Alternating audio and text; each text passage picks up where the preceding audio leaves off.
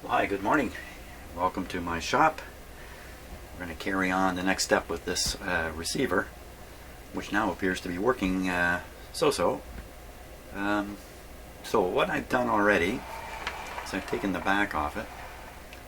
We're going to go through and examine all this very carefully, look for anything that seems odd. Now, frankly, I've already done some looking here. I'm just so excited about working on this thing. I was in here last night without the cameras going, kind of getting ready for this morning, so I wanted to take the bottom off. As soon as I got the bottom off, I couldn't help myself. I started looking through stuff. Found a couple things that I'll be showing you, and probably find some more when we do the inspection this morning. So, first thing to do, I think, this is really about getting ready to start performing the alignment steps on the receiver. And let's just take a look at the alignment steps briefly before we start inspecting that guy there. Okay, so here's the copy of the service manual for the MR71. It's not a bad manual at all. Here, right in here, it lists the equipment that's needed to do the alignment, and in there is a multiplex generator RCA WR51A. I've got a 52, so I think I'm in good position. I don't have a harmonic distortion analyzer, but not essential, so I think I'm pretty good here. Now there's lots of steps here, and each of these charts we're looking at now is actually a two-pager. The second page is down here. So you can see the 1 to 11 steps, and there's no 1 to 11 on this page because this is actually an extension of this page up here, so it goes across quite a ways. So it's what we're going to be working on, hopefully. So there was 11 steps there. Here's another 9 steps here. Here's the second page. Here's the schematic shown in 3 sections. Stringing diagram. Luckily, I don't have to deal with that. Look at the unusual stuff in here. How that's done. Parts list. That's great. And then down here are some photographs of the receiver, identifying some key parts. You know, for some reason in the top view, they didn't bother identifying which tube is which. Now, it's written on the chassis, V1, V2, V3 for which tube is which, but a lot of that is rubbed off. This is all rubbed off, so I wish they'd gone ahead and put it. There's the specifications here, which is pretty good.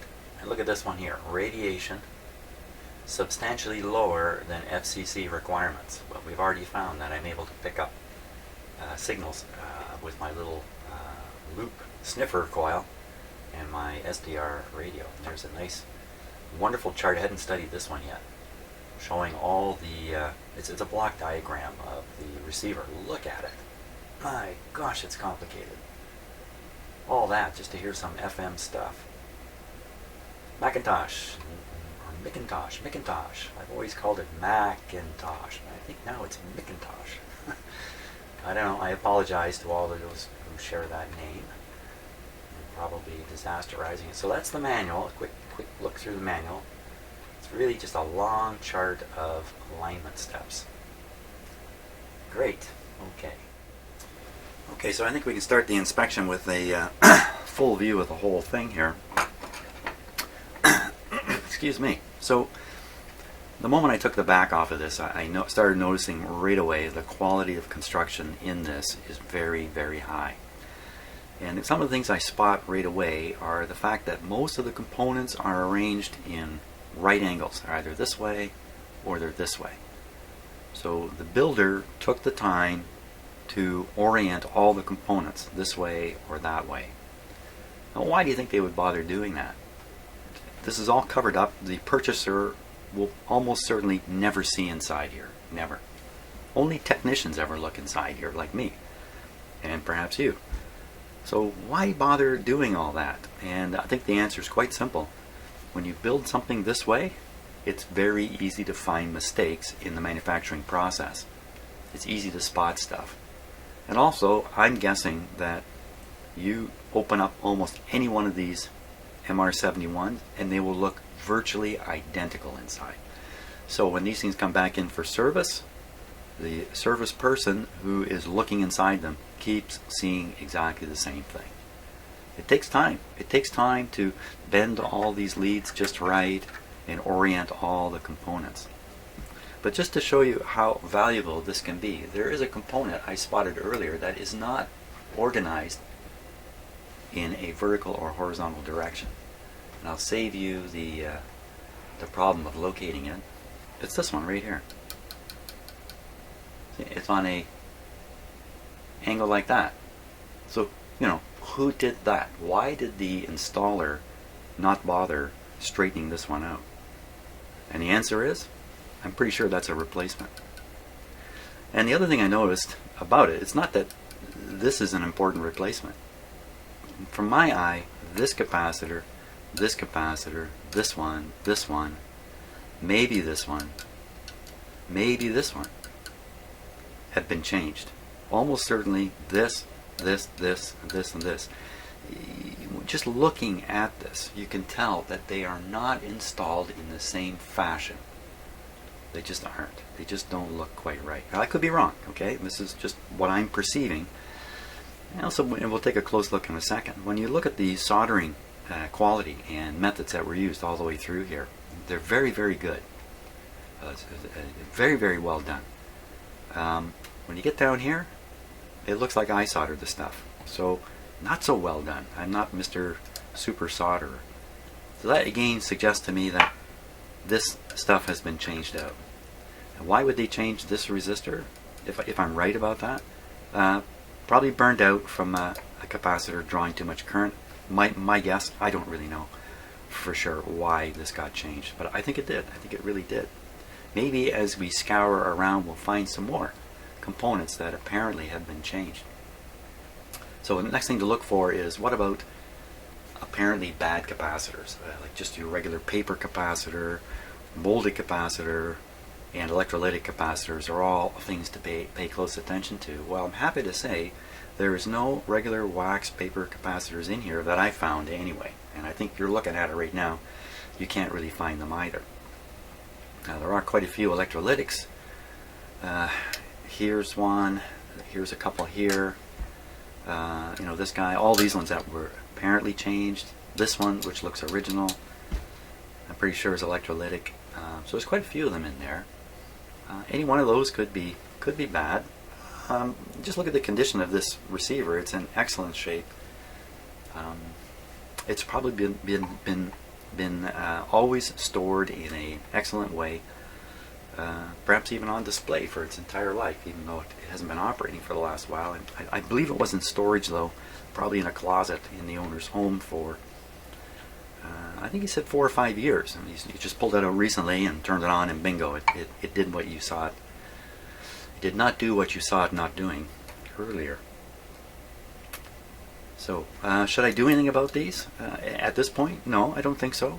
We can make an assumption at this point that whoever did it took care to do this good enough and appropriately enough, the right size components and all that, that it's not an issue, and they're relatively new if they've been changed. You know, I don't know. I don't know who did the work. I don't know if it was done in a professional shop or in somebody's basement or what. So I'm pretty sure the owner didn't do any of these things. I'm pretty sure of that.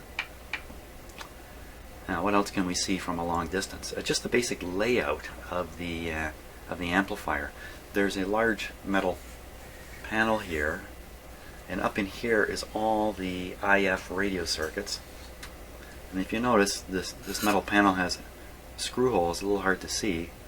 When you put the back on, there are 3 screws going into here, and this is to try to electrically connect the metal box, the metal plate that goes on the bottom, into this area as much as possible. There's screws up here too, to try to prevent the metal from being anything other than really grounded back to the chassis really, really well, or it's going to start causing little problems in here.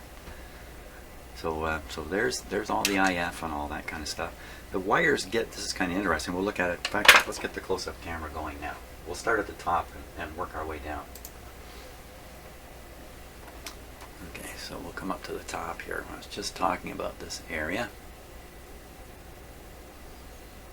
Okay, so I'm just looking now at every component and seeing if anything looks wrong, like overheated, burned, or cracked, or anything. I'm also looking for suspicious components, like paper capacitors, but you see there aren't any.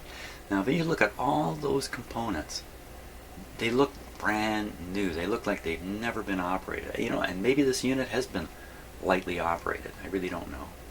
I wouldn't think so. I think if somebody's going to go out and buy an expensive machine like this, they are going to play it.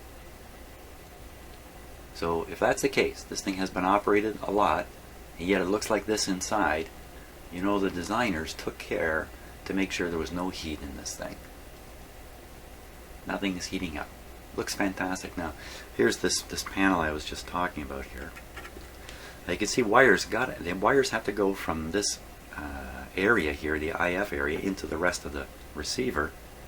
And how they do it is they pass through the wall using these little pass-through pieces. You see a couple of them here aren't used, but most of them have things going through. Now that little post there is insulated from the metal plate. And simply because of its proximity and the mechanical arrangement or the physical arrangement of things, there is a known capacitance to these pass-throughs. I saw on the schematic it's about 1,000 picofarads. That's what they attribute to it. 1,000 picofarads. So every one of these is adding 1,000 picofarads, which in a lot of cases won't mean anything. But in some cases it will be important. So these come through to the other side, the dark other side, and already something has come into view. Sorry about the focus here. Whoa. Okay.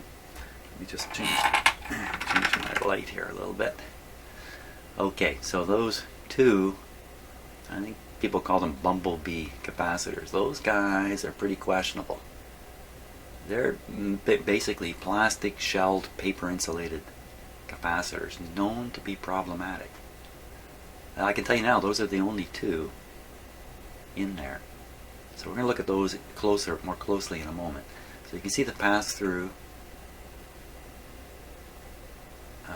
pass-throughs. I don't know what they're called, ports. I don't know. Okay, we'll just continue along here on our hunt for anything weird. Okay, we'll come down the back here.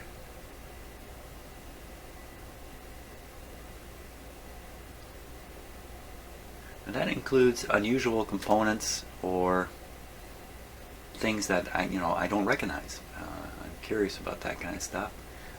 You can take a look at the soldering job here right now. Try and hold the camera as still as I can. You see, it's nice and neat. There's not a lot of solder. The wire ends all look neatly trimmed, and it's fantastic. And it makes a job for someone like me a lot easier. There's a lot of stuff in here, but it's not jam-packed like some other receivers, like a lot of European receivers. Those shielded tubes conducting wires through the receiver.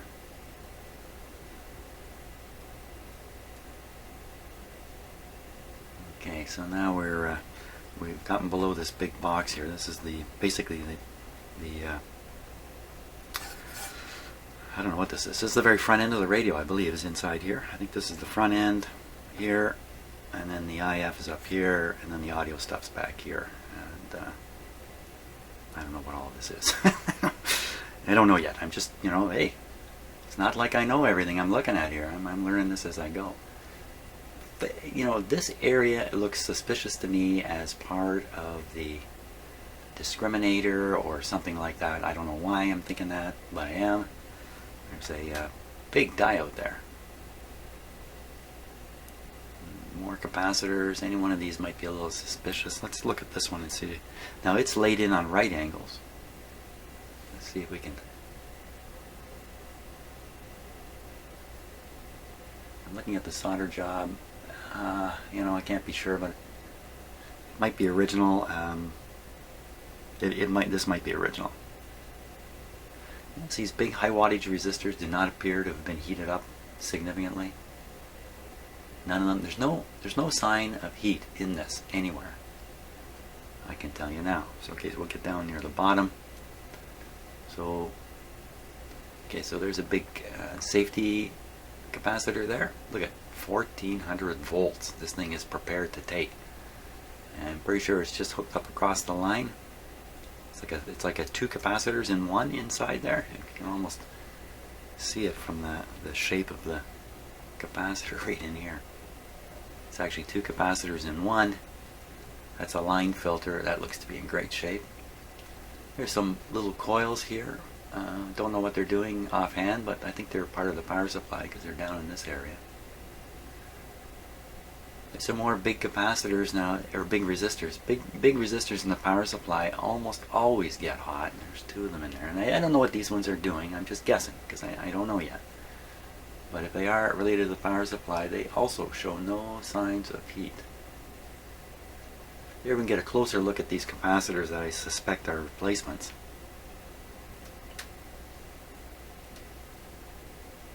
I'm looking again at the soldering on them. Let's try this blue one. This blue one's really suspicious. This one here, right in the middle of it.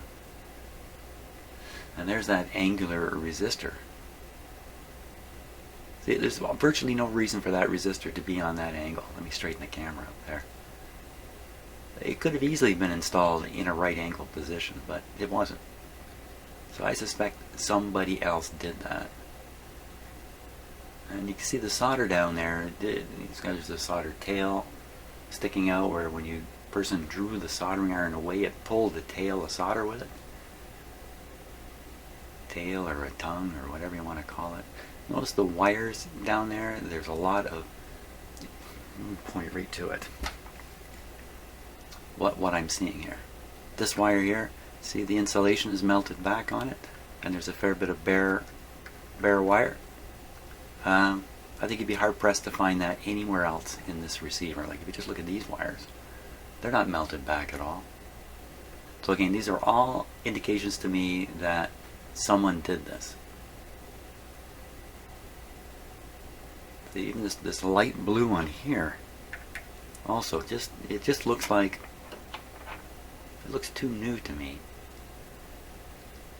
So, it's quite typical for people to jump into something like this and start changing all the electrolytic capacitors. Well, not all of them. This one looks original. Cornell Doublier. Beaver. So I can't see the value on it. Maybe I can. Sometimes you can turn the paper shell on these and get a look at what's going on. There we are. 40. That's a 40 200 volt.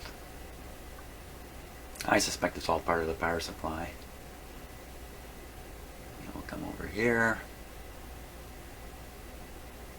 Everything looking good.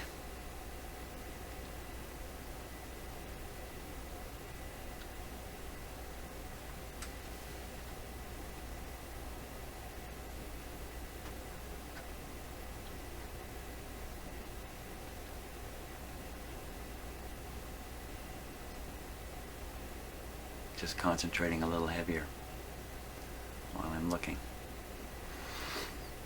Okay, it's got a little board here. Lots of diodes on it. 4 diodes suggests a bridge. Oh, there's more back there. So don't really know what this. Oh, a couple transistors. I don't know what year this thing was made, but it must have been like early 70s or something like that. I'm not sure at all.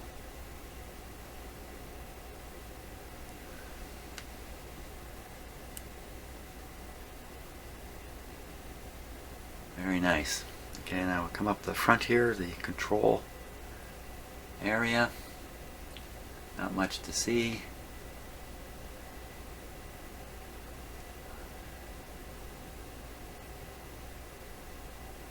Okay. And we're going to look down this front panel area and see what we can see there, if anything. What can we see?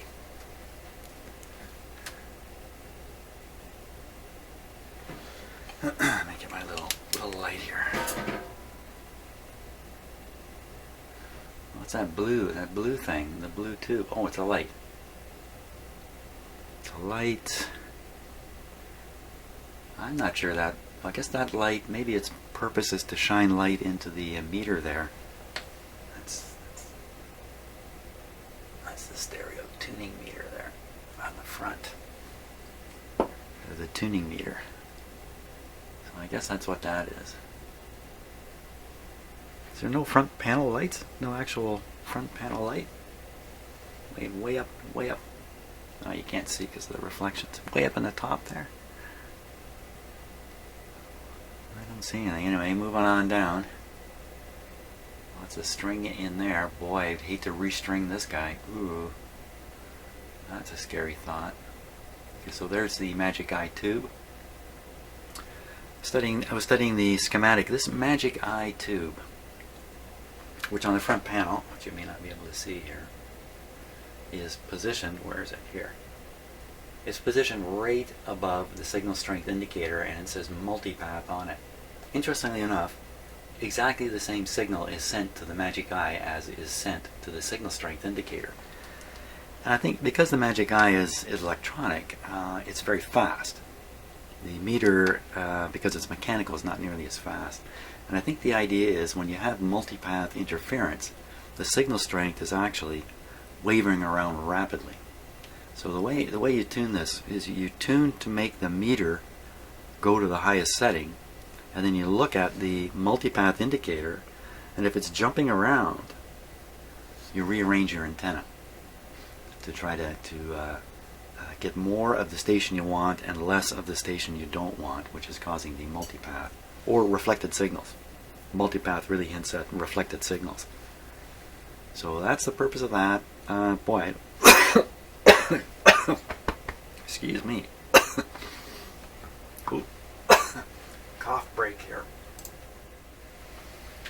Well, that's a little bit better. I think I now know why this stuff has the name it has. Because coffee. I drank it to stop coughing. There you go. Learn something new every day. Now you know why coffee is called coffee. Okay, moving on. I actually lost track of exactly what I was doing. I think we were looking at that tube there, weren't we? Okay. Oh, there's another light in a plastic tube. It's a little awkward to change that bulb, but if I remember right, both these lights were on because both the meters were lit up. But I haven't noticed any panel lights. I'm a little bit surprised there wouldn't be panel lights in a unit like this. Maybe they can be seen from the top. Maybe that's where we get a look at those. Okay, so now the only thing really of interest in here, because I noticed this last night, because as soon as I saw these bumblebee guys, I got pretty concerned. Now let me just change the focal point on my the focus on the camera to get in there really close. Take a look, because these guys are generally bad actors. As we zoom in on this one, look at that. Get out of the shadow here. There's a crack right through that guy. Those little circular divots at either end, I've never seen that before on one of these. It's quite interesting. The crack has propagated to the circle. Oh, it's gone right through the circle here. You know what? I think I'm getting a touch shock off this one. I'm brushing my hand against it. How can that happen? Sometimes I get so sensitive about getting a shock. Ordinary things feel like shocks to me. In here. Let's look at the other one. I can get in there without blocking the light here. Are you cracked? Now there's a seam running there. I don't see a crack, but it can easily be cracked on the backside. Or is that a crack? Where's my little flashlight? Oh, I left my flashlight on. Is that a crack across the top there? I think there is a crack. Let me just change the lighting here. try and cast the light over the surface like it's dusk, and that'll highlight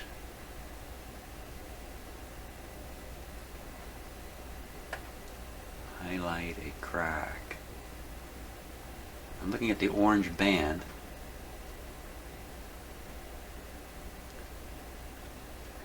Well, you know what, it doesn't matter. I'm changing this one out. I'm going to change out the other one also. Let's just take a look at the wiring arrangement here. I have to change my focus again. I have to change my focus. Yeah, it's always good to change your focus. We all need new focuses. That would be focus I guess. So where do these guys go? Let's see.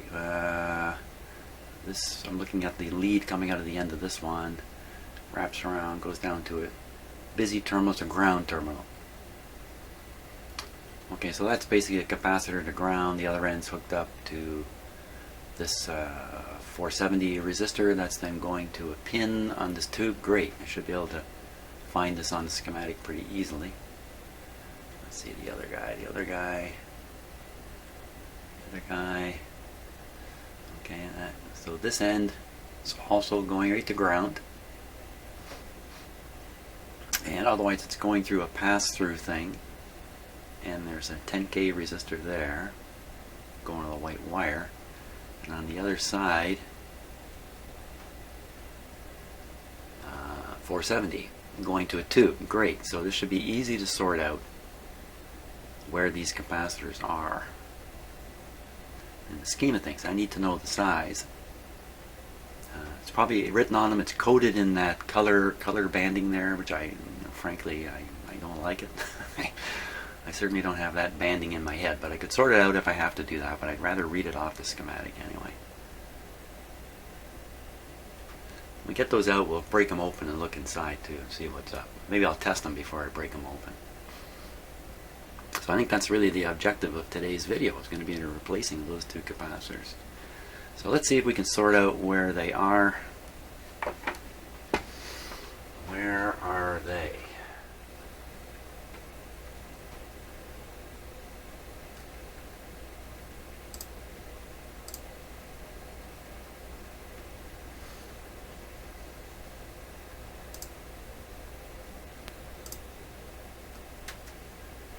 Okay, so here's a schematic. This is the whole thing on one page, so to speak. Hey, look, there's a title block down there. Let's just pop down to the title block for a second. Like I had mentioned in previous videos, I was once a drafting supervisor in an engineering department. And these title blocks can contain some pretty interesting information. It's worth looking. Sometimes notes are hidden down here. Let's see, schematic. Tolerances. Is there a date? 64. Wow, okay, much earlier than I thought. There's the date. March 13th, 1964. Look, there's the signatures. Drawn by, checked by, approved by. So you can think this guy is the drafter. This guy is probably the engineer, highly involved in the design work in here. And this guy is probably the manager of the department. That's my guess. We don't know who these people are. VG, BB, and SHC.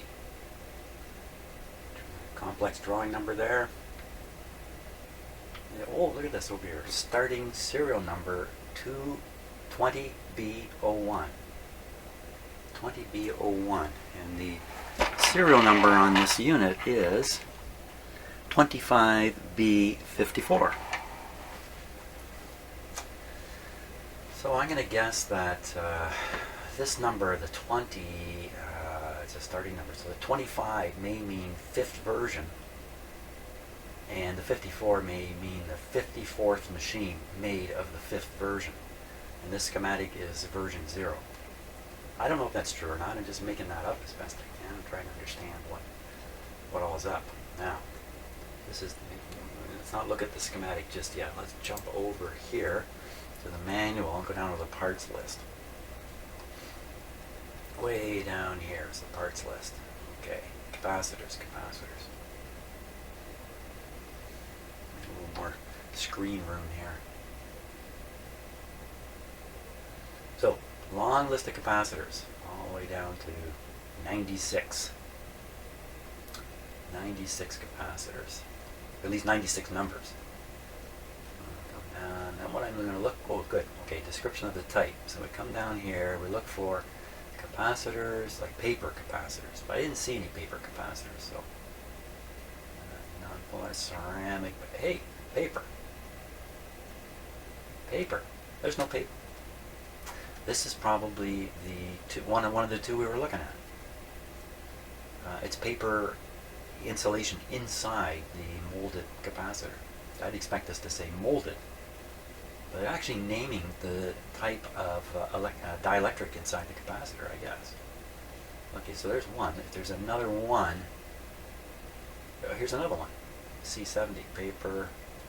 Ah, it's a lot different in size. This one's a 0.05 and this one's a 0.002. That physically looked the same, didn't they? So, okay, let's keep going. Let's keep going. Oh, that's the end of it. Electrolytic. So that's it. Silver mica. Ooh, okay. So there's a problem with silver mica capacitors. These, I'm going to guess, are sitting, I don't know, they might be in the IF cans. There'd be a lot of them if they were. I don't know about those. So I'm going to guess, okay, the two we saw, this one 46 and this one number 70. Okay, so I'm going to take a moment here and I'm going to hunt down where they are in the schematic and then I'll show you.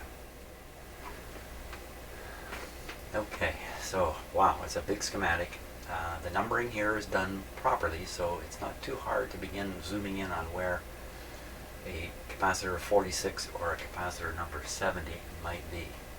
Let me zoom in here because it's definitely hard to see the way it is.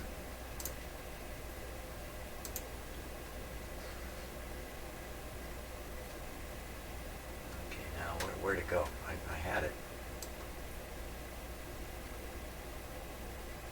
Capacitor number is 79. 77. What happened to where to go? 70. C70. There it is right there. C70. 0.02.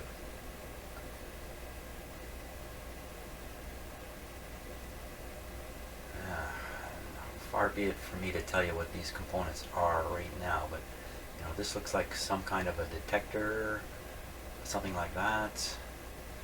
I don't know for sure. I really can't. You know, multiplex amplifier here. 19 kilocycle phase. Oh, look how they've done this. They've made little boxes around certain kinds of messages. These are like nameplates sitting here. Here's one here. Multiplex light adjustment. Multiplex light mode selector. So they put certain kinds of notes into boxes to pictorially declare what kind of note it is. Muting adjust. Okay, back. So here's one anyway. One right here, C70 to ground, just like we saw it.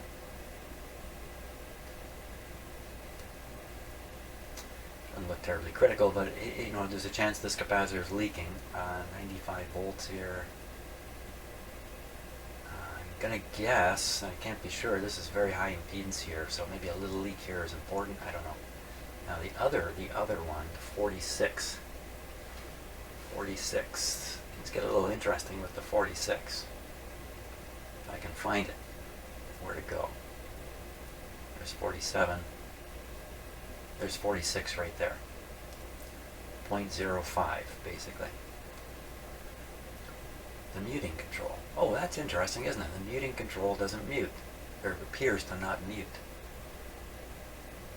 Dial here. Wow. Okay, man. Trying to understand how these circuits, how exactly these circuits work, very challenging. There's no detailed explanation I found for it.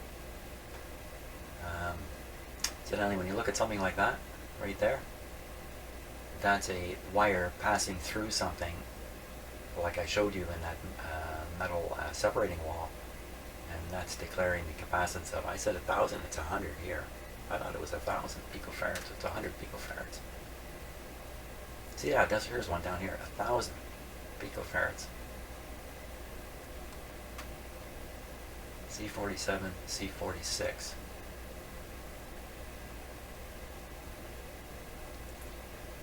0.05, 0.02. Wait a minute.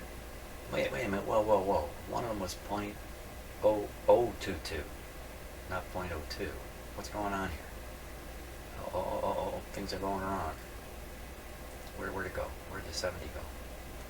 I'm losing my mind. There it is. Have I got the wrong number? Maybe I have the wrong number. Let's go take a look. So I got things moved up. 70, 46,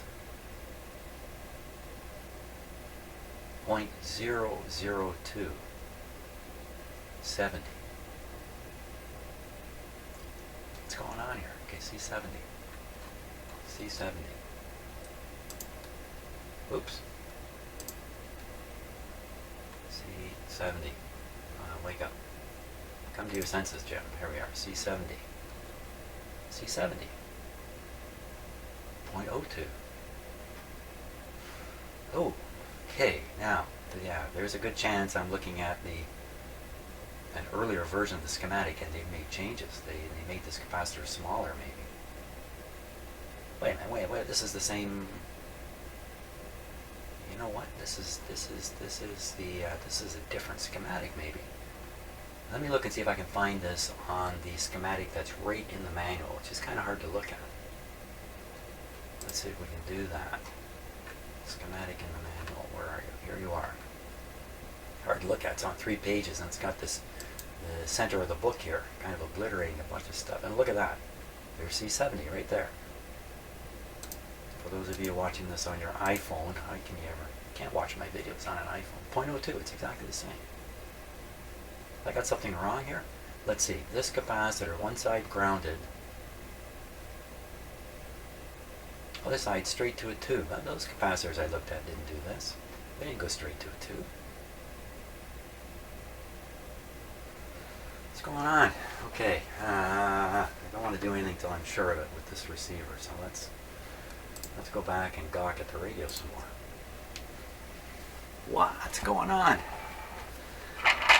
Let's start with the one in the back here. So it goes ground on one side, the other side ties to a 470 resistor, which then goes to a pin on this tube. This tube is tube number I don't know. Tube number I don't know. 6BN8. 6BN8. My hands are sweaty again today. I'm nervous working on this thing.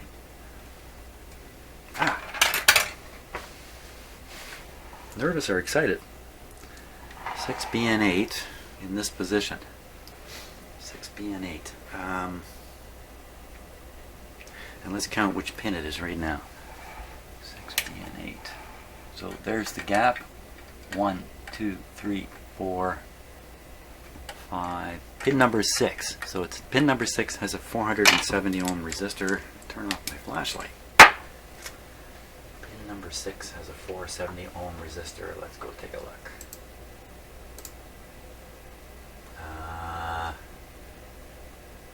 That tube's nowhere around here. Okay, I'm going to go to the full size schematic. Shrink it down a bit. 6BN8. I think that's close to the output here. 6BL8. Well, let's just add confusion here. 6BN8. There we are. 6BN8 up here. Looks like it says AGC clamp. 1/3 of the tube is a 3-parter. Ooh, I've never heard of this tube before. 6BN8. It's a busy tube. You know, in the later stages of tube development, they put more and more tubes under one glass envelope. They usually package up a couple of tube functions, if you like, into one tube that they knew the radio designers were looking for. So, you know, a detector always comes with an amplifier inside the tube with the detector, the diode part. Anyway, not to talk about that or I'll lose track of what I'm doing. So I'm looking for, this is all 6BN8 here. So there's 46. There's a 470. Oh, it's not grounded on one side. Can't be that. Wow, it's just not the capacitor I'm after. What did I count? Pin number what? I think it was 6, but let me count again, just to be sure here. 1, 2, 3, 4, 5, yeah. Pin number 6 should have a 470 that's connected to the capacitor in question. Pin number 6. This looks like 6. There's a 470. There's the capacitor. What am I, crazy? That's it. So 46.05.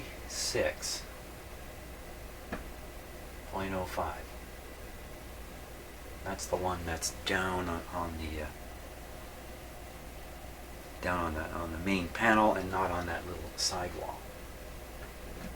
Okay, so I'm pretty sure that's the capacitor that we'd want to go after. Okay, that adds up. Now the other one. Let's try the other one. I don't want to get this wrong here. Okay, so the other guy is up here. This side went to ground. This side goes to that pass-through, and there's a 10K here and another 470K there. So it's kind of on the, it's kind of like a Y connection, 2 resistors and a capacitor. Okay, and this goes right to a tube, and the tube is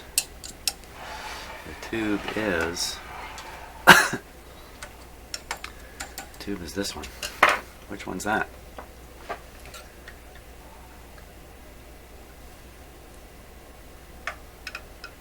Just trying to, V7. Okay, so this is V7. 6AU6 V7. So okay, we'll go on the schematic. We'll find that guy. V7. V7. V6. Pretty close. V9. We missed it. V7. IF limiter number 1. It's at the end of the IF string. Using a limiter tube just before the detector. That's my guess on this. So here it is. Did I say which pin it was? Did I already do that? Did I count them? I don't think so. So let me count them. I'll just do it off camera here. As soon as I get myself oriented. There it is. Wow, it's not easy to count. Not easy to count.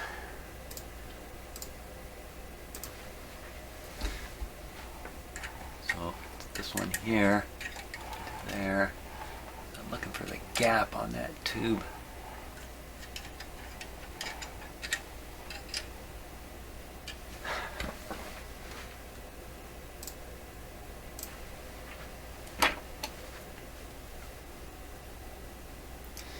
Okay, so there's the 47K, and there it's going down.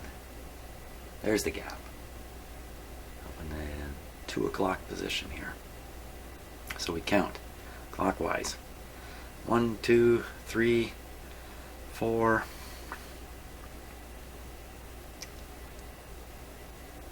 Wait a minute. Well, is there 2 gaps, or is the gap in my head? Oh, I think that's the real gap right down in there.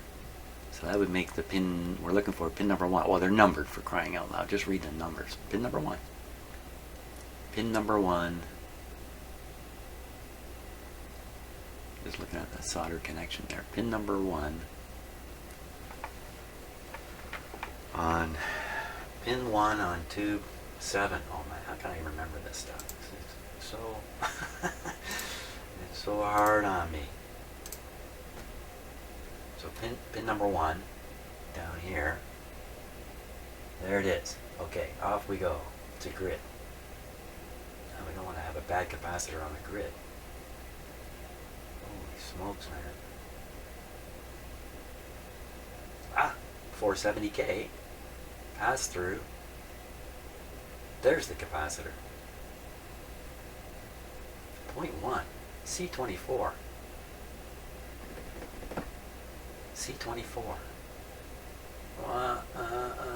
Shouldn't it be called a paper one? Shouldn't C24 be a paper? There's the 10. This is it. C24. What's going on here? Let's go look at the list here. The list. C 20, 21's missing. 22, 23.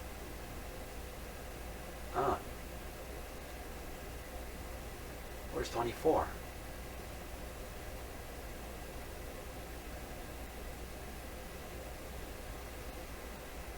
That's a little weird. The way I can interpret this is that there once was a C24, and in later versions they didn't install it, or something like that. No 24. But what about this? 46 and 70.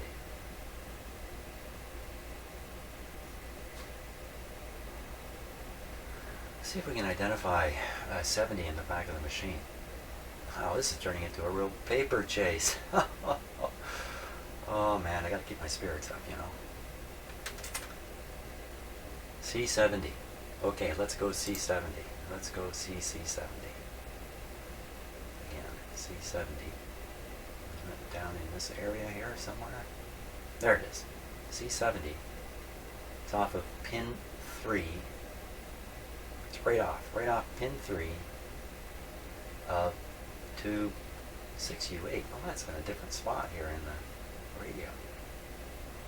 Pin 3. I want to see what this is.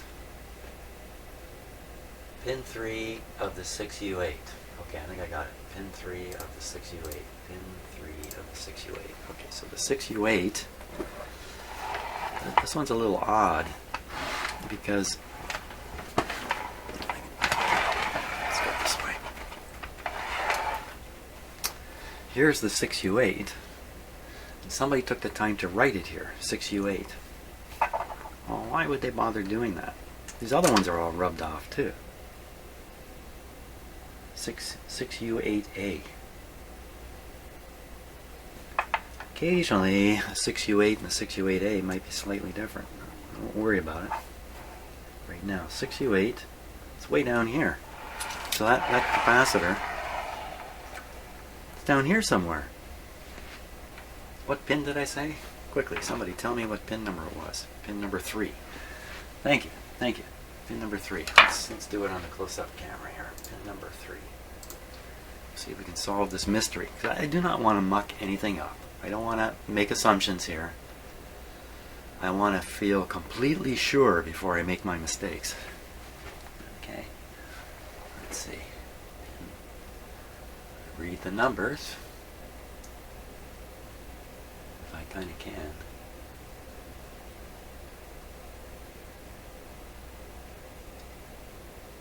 Okay, let's go from the gap and count. 1, 2, 3. 3 has, well, 3 has a ceramic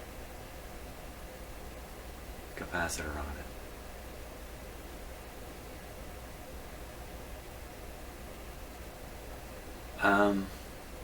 I don't know why they would call it paper. Actually, this capacitor is right between 2 terminals on this tube. I don't remember seeing that. Let me chase these wires for a little bit, but fat chance I can chase them all the way through. And, oh! Now these 2 capacitors, you know, I noticed them early, I didn't comment on them. I feel like I just got another mini shock off this thing. How can that be? Very sweaty hands, and I'm holding a grounded camera in my other hand. But I shouldn't get shocks off this. Should I? Is this grounded back to the... It's not... Oh, what? I don't know. I don't know why I would get a shock. Must just be my imagination. Anyway, these 2 reddish capacitors also look replaced to me. Let's see if we can see the soldering down there.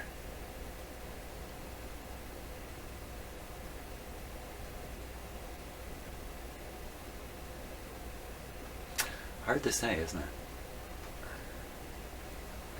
But there's no other capacitors like this in the set, and these look a little too new, a little too modern to me to be in here. And their installation is, again, it doesn't quite fit the pattern of everything else. I mean, they are at right angles, but they're forced into the right angle position because of the way the terminals are. But they're bent back. They're not nice and straight up. I'm sure if this was done in the factory, those capacitors would be straight up.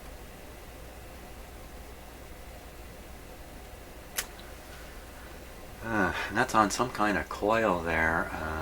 You know, it's not an IF coil, but it's something. That's a little worrisome. That's a little bit worrisome. It's worrisome because it could be that there were never any capacitors mounted where these two are, and the capacitors are actually inside this thing here. I won't go into the long story, but this just makes me a little bit concerned. We'll worry about when we have to. Okay, so wow, I spent a lot of time trying to absolutely prove what these capacitors are, and did I succeed? I think so. The sizes I found seem to match the size of these, physical size of these capacitors. So I'm going to go ahead, I'm going to change them out now. I think I won't do it on camera, I'll just change them both out. And then I'll turn the camera on, we'll take a closer look at these guys.